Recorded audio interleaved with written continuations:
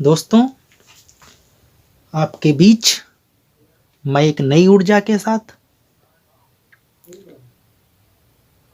मनुष्य का ज्ञान स्वभाव का स्तर उसकी वाणी से पता चलता है।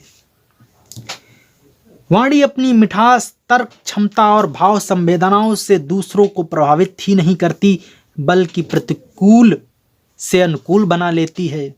कुशल वक्ता जनमानस को बदलते और अपने विचारों की अनुकूल धारा में बहा ले जाते हैं। लोक व्यवहार में सफलता असफलता का बहुत कुछ आधार उसके भाषण संभाषण स्तर के साथ जुड़ा रहता है। इसी कारण जीव को इंद्रियों की गणना में एक नहीं दो माना गया है। वही वाक शक्ति और वही स्वादेंद्र रचना भी है। इसका शासन संपूर्ण व्यक्तित्व पर छाया रहता है।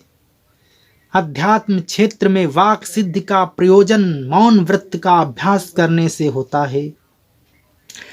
निरंतर बोलते रहने से वाणी की प्रभाव क्षमता क्षीण होती है। इसीलिए विद्वान निरर्थक नहीं बोलते, सोच समझकर सीमित और अर्थपूर्ण शब्द कहते हैं।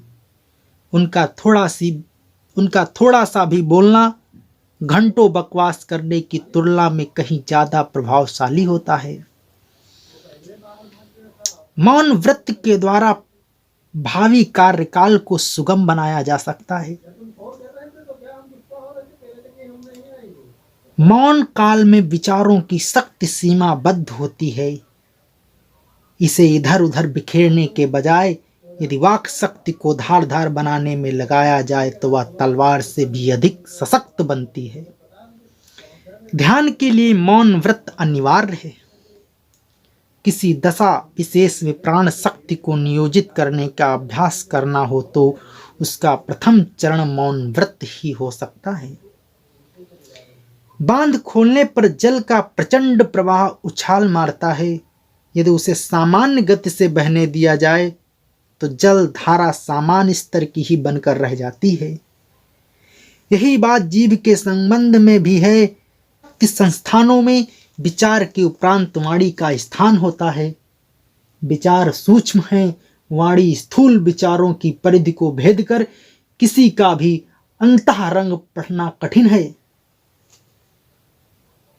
मौन व्रत से उपासना की शक्ति भी कई गुना बढ़ जाती है और इस आधार पर निग्रहित की गई जीव को कुछ कहती है।